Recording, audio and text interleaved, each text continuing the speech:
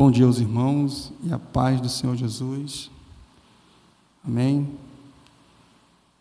Mais uma vez estamos aqui para estar trazendo um estudo da parte do Senhor e queremos convidar, aos irmãos que estão nos seus lares, estar nos acompanhando nesse estudo, Fica com a sua Bíblia aí, que nós vamos usar alguns textos e que Deus assim venha abençoar as nossas vidas. A lição desse domingo é a lição 13, que tem como título A Morte, Justo e Ímpios. Antes de nós entrarmos no assunto, gostaria de estar orando, pedindo a Deus para que venha nos orientar, venha nos falar conosco através da sua Escritura, para que possamos entender aquilo que Deus tem para nos ensinar através da sua palavra. Oremos.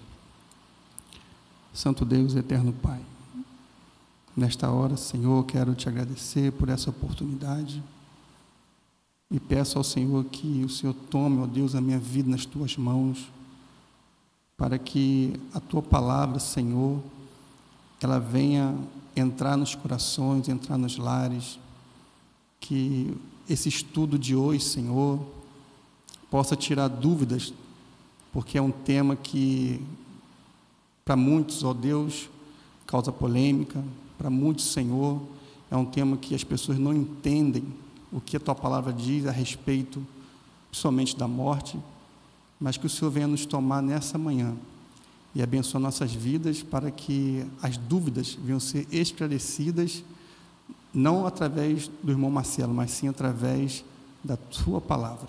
Muito obrigado por tudo, é o que eu lhe peço, te agradeço em nome de Jesus. Amém. Meus amados irmãos, o tema da lição, ele tem se tornado, durante anos, séculos, como um tema de várias discussões a respeito desses assuntos, principalmente o que se refere à morte. E existem várias religiões e cada uma delas tem a sua definição do que é a morte e também a questão dos justos e dos ímpios. Mas nós, como servos do Senhor, nós somos baseados aonde? Na palavra do Senhor. Então, nós temos como base da nossa fé, da nossa prática, a palavra do Senhor. Então, a palavra, ela nos esclarece em relação a esse tema. Eu gostaria de iniciar lendo o texto de Gênesis capítulo 2, que é o texto áureo da lição. Gênesis 2, 16 e 17, que diz assim: E o Senhor Deus ordenou ao homem: coma livremente de qualquer árvore do jardim, mas não coma da árvore do conhecimento do bem e do mal, porque no dia em que dela comer, certamente você morrerá. Essa foi a ordem que Deus deu a Adão. Todos conhecem a origem da criação. Deus colocou o homem ali no jardim para que ele possa desfrutar de tudo aquilo que Deus tinha criado. Mas só que Deus, ele dá uma ordem para Adão. E que ordem foi essa? Deus fala assim para Adão: de toda a árvore dos jardins, você pode comer livremente, mas da árvore do conhecimento do bem e do mal, o dia que dela comerdes, certamente morrerá. Essa foi uma ordem que Deus deu a Adão. Mas eu queria destacar para os irmãos aqui que no jardim existiam várias árvores de vários frutos, só que duas árvores específicas elas se destacavam, que é a árvore do conhecimento do bem e do mal e a árvore da vida. Então, duas árvores simbolizadas por algum fruto, que nós não sabemos qual é, não é a maçã, mas são duas árvores. duas árvores, a do conhecimento do bem e do mal e a árvore da vida. E o interessante é que Deus, a ordem que Deus dá a Adão é a seguinte: de toda a árvore do jardim você comerá livremente, mas da árvore do conhecimento do bem e do mal você não pode comer, porque o dia que você comer, você vai morrer. Então note-se que a ordem foi para que ele não tomasse da árvore do conhecimento do bem e do mal, mas da árvore da vida, Deus não tinha dado essa ordem para Adão. Até porque o homem não tinha maldade no seu coração. Até que veio a serpente, né? Enganou a Eva, e Eva deu a Adão, e eles comeram do fruto do conhecimento do bem e do mal. E a pergunta é: por que Deus expulsou Adão e Eva do paraíso? Irmão Marcelo, foi por causa da desobediência. Sim, o motivo maior foi a desobediência, que desobedeceram a Deus.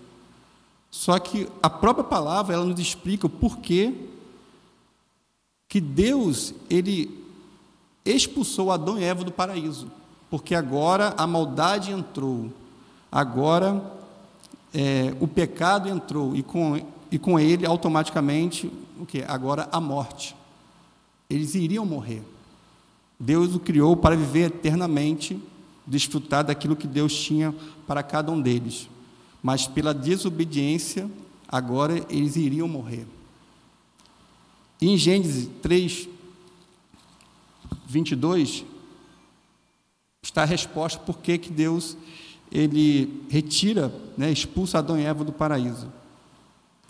Versículo 22, Gênesis 3. Então disse o Senhor: agora o homem se tornou como um de nós, conhecendo o bem e o mal. Não se deve, pois, permitir que ele tome também do fruto da árvore da vida e coma e viva para sempre. Por isso o Senhor Deus o mandou embora do jardim do Éden, para cultivar o solo do qual fora tirado. Agora imagine, irmãos, se Adão e Eva tivessem tomado do fruto da árvore da vida. Então, para que, antes que eles fizessem isso, ou seja, para eles viverem eternamente, mesmo em pecado, Deus vai e expulsa, porque da árvore da vida eles não poderiam mais tocar. Então eles foram expulsos do paraíso. E Deus assim sela o jardim e impede que as pessoas possam, né, entrar no jardim para tentar, vamos dizer assim, solucionar os seus erros, os seus pecados. Então Deus, ele impede que o ser humano entre no jardim e tome da árvore da vida. Nós sabemos que a árvore da vida hoje é o nosso Senhor Jesus Cristo. Mas eu quero dizer dessa introdução, porque a morte ela entra a partir daí. A partir daí se fala sobre a morte. Aí nós conhecemos a história que veio o primeiro, né, homicídio, o qual Caim matou o seu irmão Abel, e daí por diante começou, né, as mortes na terra.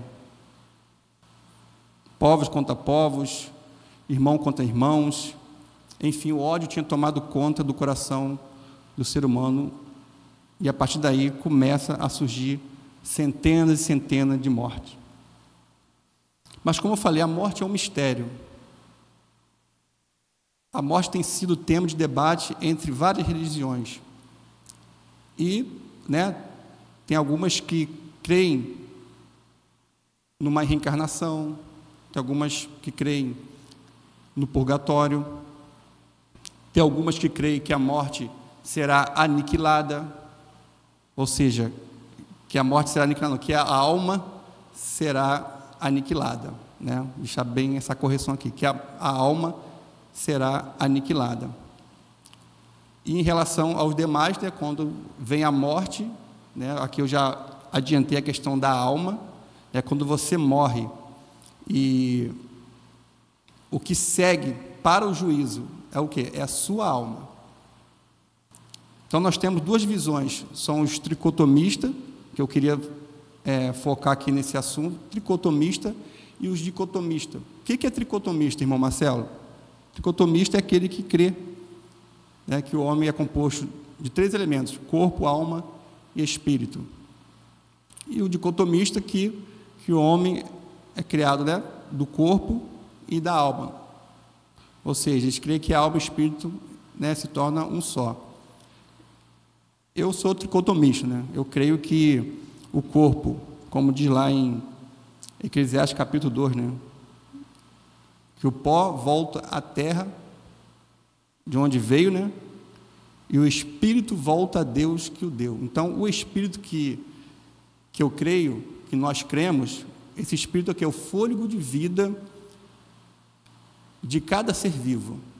Então, quando a pessoa ela morre, quando entra a morte, quando o fôlego de vida ele expira, ele acaba, esse fôlego de vida, algo que saiu de dentro de Deus. Então, por isso que eu não creio que espiritual é a mesma coisa, porque nós sabemos que aqueles que vão ser condenados, então não tem como algo que saiu de Deus, um espírito, ele padecer eternamente no inferno. Então, esse espírito aqui, pelo entendimento da palavra, esse espírito aqui é o fôlego de vida que todo ser vivo tem. Então, quando vem a morte, esse fôlego de vida, ele volta para Deus que o deu, porque a vida, ela vem de Deus. Esse fôlego de vida saiu do Senhor, ele soprou nas narinas do ser humano. Então, isso volta para o Senhor. A alma é que segue-se após a sua morte, esperando assim o juízo. E o dicotomista, ele crê que é só corpo e alma, mas isso não faz diferença em relação à salvação, né? Quem é tricotomista está contra, não é salvo. Quem é dicotomista não é salvo. Não, isso daqui não cabe aqui esse assunto e julgar as pessoas que é tricotomista, né, ou dicotomista. Isso não atrapalha, né, e nem vai interferir na salvação de quem crê dessa forma. Mas a pergunta é: vem a morte? Essa é a questão. O que vem após a morte? Que é um mistério que tem sido debate de estudo durante séculos e séculos. Então, como eu tinha falado aqui, né, ao que segue depois da morte. Alguns crêem na questão da reencarnação, do purgatório, ou seja, que você pagará pelos seus pecados durante um determinado tempo e depois você vai para o céu. E isso é para os salvos, tá? Quem crê na doutrina do purgatório crê que isso seria para o salvo, né? Os ímpios crê que irão para o inferno, mas aqueles salvos que são pecadores, né, creio que vão pagar os seus pecados e depois de um tempo, que nós não sabemos qual, irá para o céu. A Bíblia não nos garante, não nos mostra isso de forma nenhuma.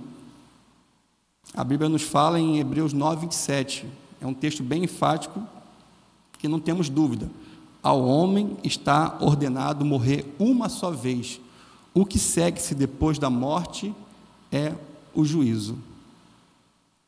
E eu queria também falar aqui a questão daqueles que acreditam no aniquilacionismo. O que é isso, irmão Marcelo?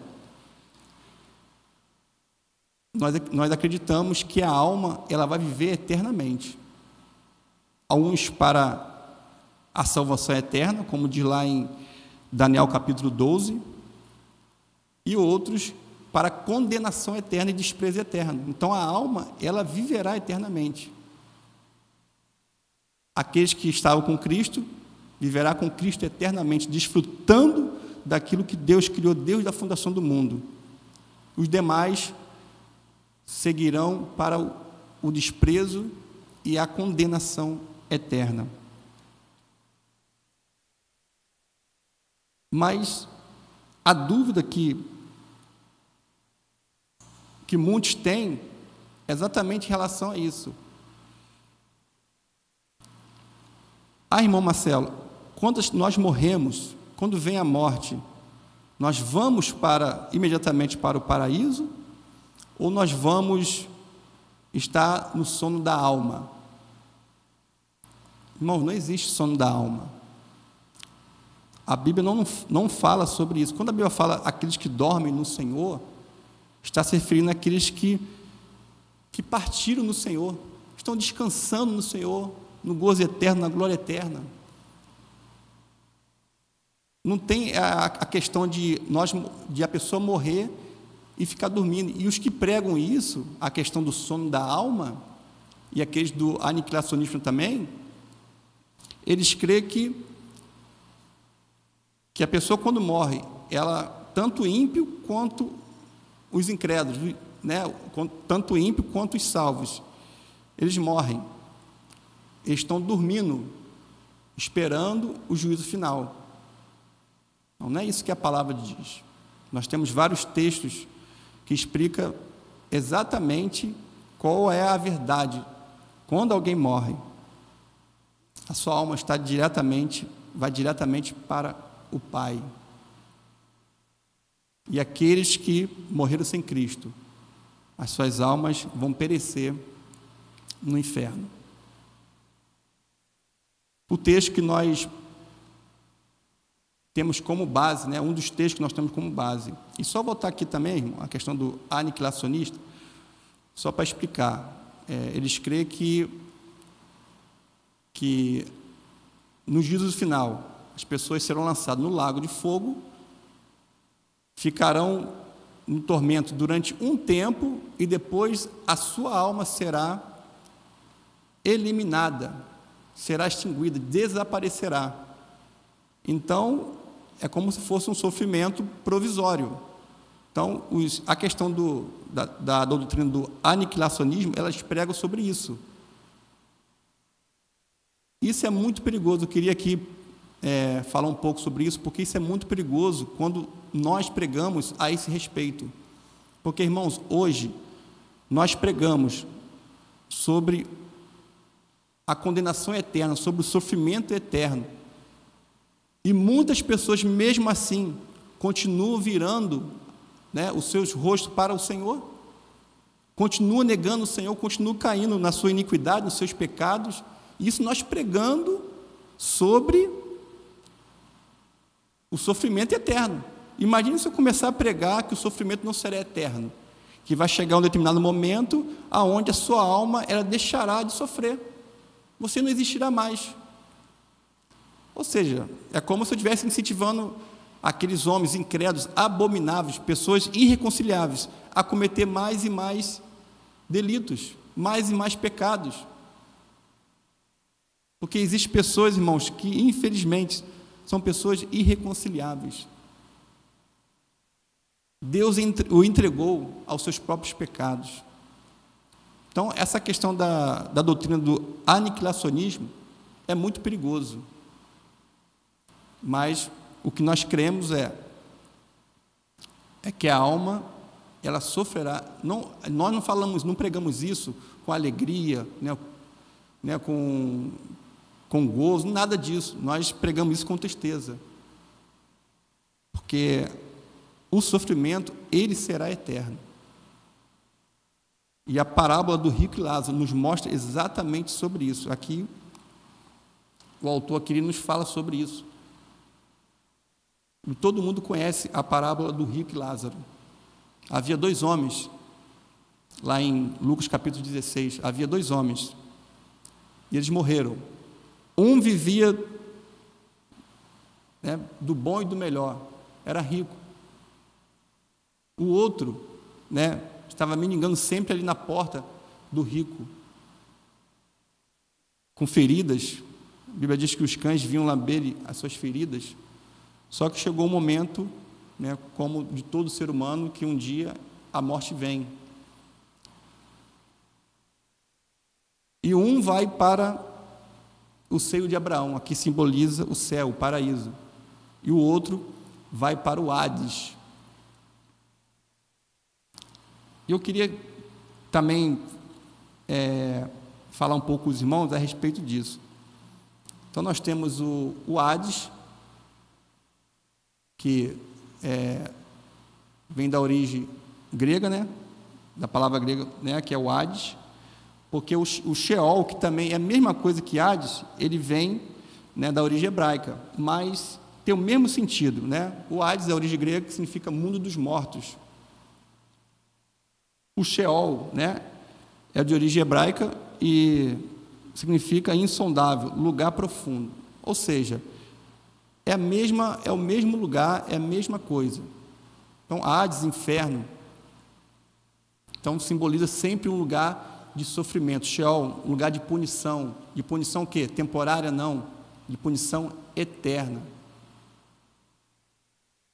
O sofrimento, infelizmente, ele será eterno para todos aqueles que rejeitaram o perdão do Senhor. Quando aquele homem, aquele rico, e ele não foi para o Hades, para o inferno, porque ele era rico. Porque se fosse assim, né, todos os pobres não precisariam aceitar Jesus. Eles iriam para o céu diretamente porque são pobres. Não. Então, independente se você é rico ou pobre, todos têm alcance à salvação eterna. Só que aquele homem não foi para o Hades porque ele era rico. Mas o autor aqui, ele cita aqui, ele fala assim: os homens nos condenam por fazermos o que é errado, mas Deus nos condena por deixarmos de fazer o que é certo. O que diz lá em Tiago, capítulo 4, 17? Aquele que sabe fazer o bem e não faz, comete pecado. Então, o que levou aquele homem ali não foi a questão da sua riqueza, por ele ser um homem rico, mas porque ele não tinha compaixão pelos mais necessitados. Ele não ajudou o seu próximo. Tanto é que a palavra diz que Lázaro estava ali, à porta da casa daquele homem, e aquele homem não o ajudou. Mas a Bíblia diz, né, que em determinado dia os dois morreram, e um foi para o Hades, e o outro foi para o seio de Abraão. Aquilo que você faz aqui, é isso que vai determinar a sua eternidade, aonde você passará a sua eternidade. Aquilo que você faz aqui, é o que vai determinar, meu irmão, minha irmã, a sua eternidade para com o Pai. E a intenção da igreja é mostrar a verdade para as pessoas que estão sendo enganadas em relação à morte, enganadas sobre o que vem depois da morte. Ah, não, morreu, acabou tudo. Ah, não, vou reencarnar, eu vou pagar meus pecados, Não, essa não é a realidade. Só existem dois caminhos, ou céu ou inferno. Só existem dois caminhos, não existe três. Não existe o sono da alma, não existe o extermínio da alma. Todos irão viver eternamente. Uns para eternamente com o Senhor e outros para a condenação eterna. Essa é a realidade. E falando em realidade, aqui porque eu já fui, né, falando direto aqui, e o tópico aqui, o primeiro tópico fala a realidade da morte.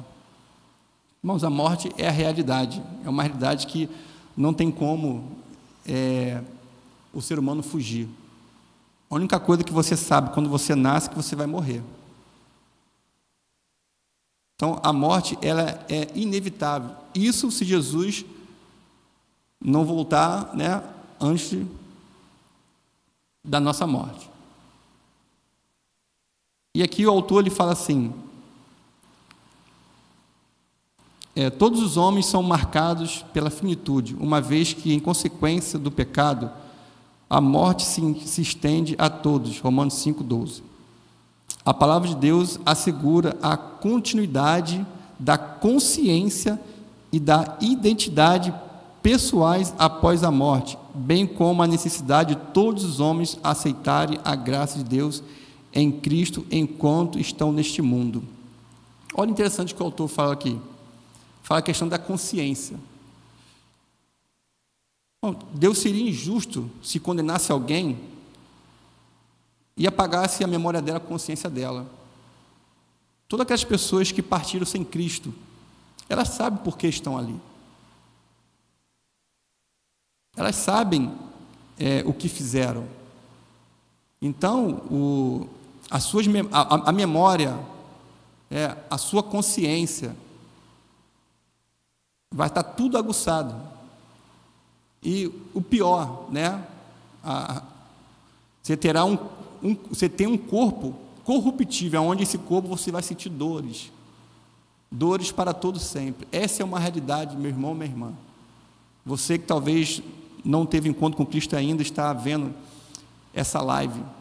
Essa é uma realidade o qual o homem não pode fugir.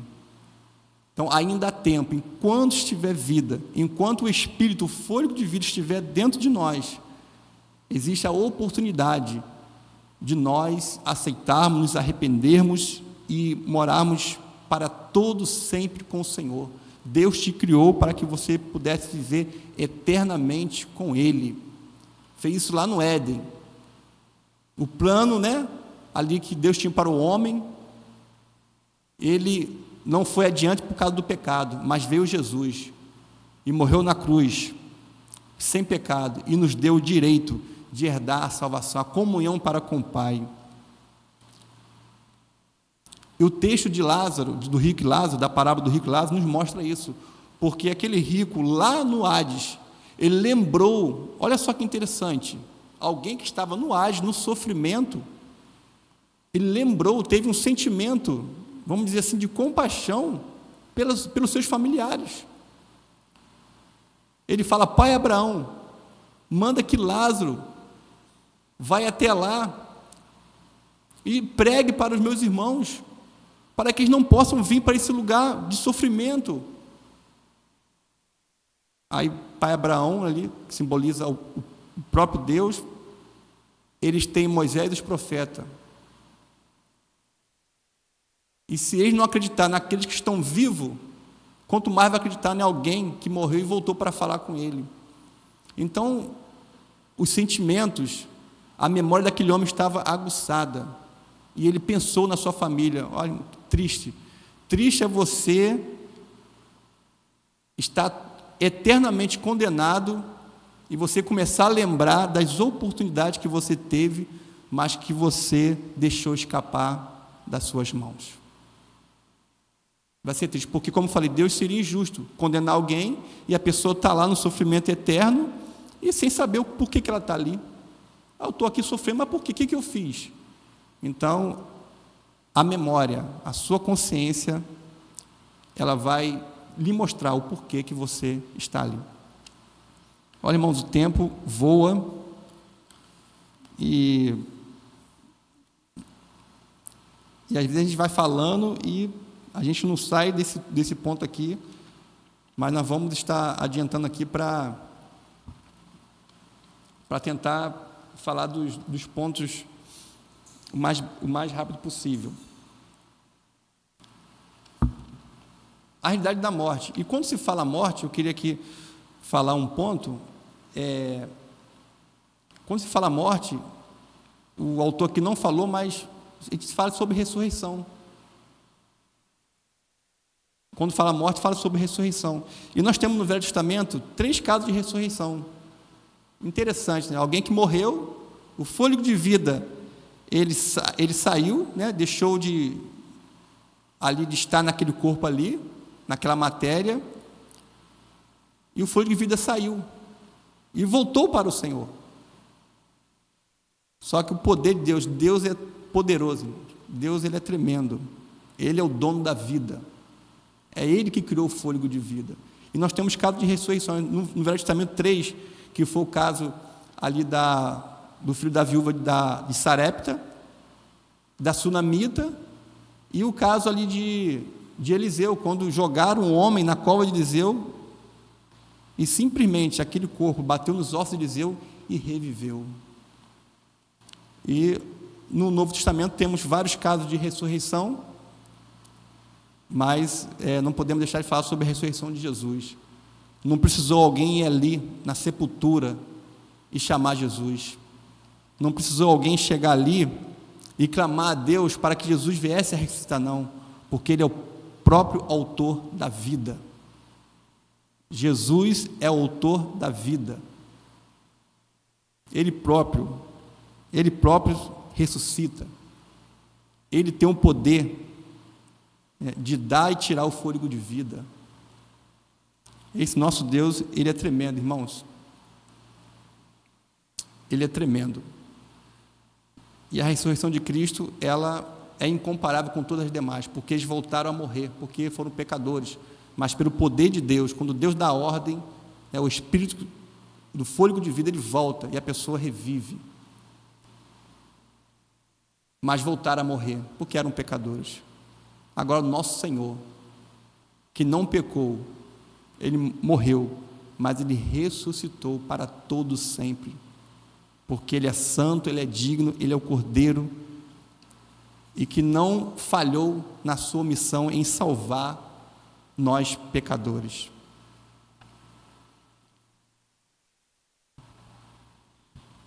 E eu queria aqui rapidamente destacar aqui sobre a questão da ressurreição.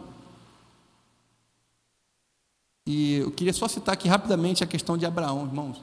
Quando Abraão, ele nem se falava em ressurreição na época de Abraão. Isso foi por volta de 900 a.C. Nem se falava em ressurreição. Mas Abraão, ele acreditou na promessa de Deus. Quando Deus lhe pede Isaque, me dá o seu único filho, Abraão não hesitou. Sabe por quê, irmãos? Lá em Hebreus explica isso. Porque Abraão sabia que mesmo se Isaque morresse, Deus teria o poder de trazê-lo de volta, de ressuscitar a Isaque. Depois os irmãos conferem em Hebreus capítulo 11, versículo 17 e 18. Infelizmente, nosso tempo, ele se expirou, mas aqui, sobre esse ponto aqui, quem são os justos e os ímpios, e qual a sua condição após a morte? Quem são os justos? Os justos são aqueles que vão herdar a salvação, aqueles que foram justificados, aqueles que pediram perdão, confessaram seus pecados, se arrependeram, aceitaram Jesus como seu único suficiente Salvador. Esses são os justos. E quem são os ímpios? E para onde os ímpios vão? Os ímpios são aqueles que rejeitaram o perdão de Deus, o amor de Deus, e escolheram viver uma vida nas trevas, uma vida de pecado, uma vida longe da presença do Senhor. Salmos capítulo 9, versículo 17, nos diz: os ímpios serão lançados no inferno, e todas as nações que se esquecem de Deus. Essa vai ser, infelizmente, o triste fim daqueles que rejeitaram o amor e o sacrifício de Jesus na cruz. Eu gostaria aqui de terminar. Infelizmente, poderia falar muito assunto ainda, porque é uma lição rica, mas eu gostaria de terminar aqui recitando o texto de Paulo, a carta aos Tessalonicenses, 1 Tessalonicenses, capítulo 4, do verso 13 ao 18. E eu quero que você pegue essa palavra, coloque no seu coração e confie que o Senhor, Ele voltará. A morte não terá mais domínio, a morte não terá mais poder. Nós estaremos para todo sempre com o Senhor. E Paulo diz assim: não quero, porém, irmãos, que sejais ignorantes acerca dos que dormem, para que não vos entristeçais como os demais que não têm esperança. Porque se cremos que Jesus morreu e ressuscitou, assim também aos que em Jesus dormem, Deus o tornará a trazer com ele. Dizemos a vocês pela palavra do Senhor, que nós, o que ficarmos vivos para a vinda do Senhor, não precederemos os que dormem, porque o mesmo Senhor descerá do céu com alarido e com voz de arcanjo e com a trombeta de Deus, e os que morrerem em Cristo ressuscitarão primeiro. Depois nós, os que ficarmos vivos, seremos arrebatados juntamente com Ele na nuvem, a encontrar o Senhor nos ares, e estaremos para todo sempre com o Senhor. E Paulo termina no versículo 18: portanto, consolai-vos uns aos outros com estas palavras. Querido, Meu irmão, minha irmã, essa é a palavra de consolação que eu tenho para você nessa manhã.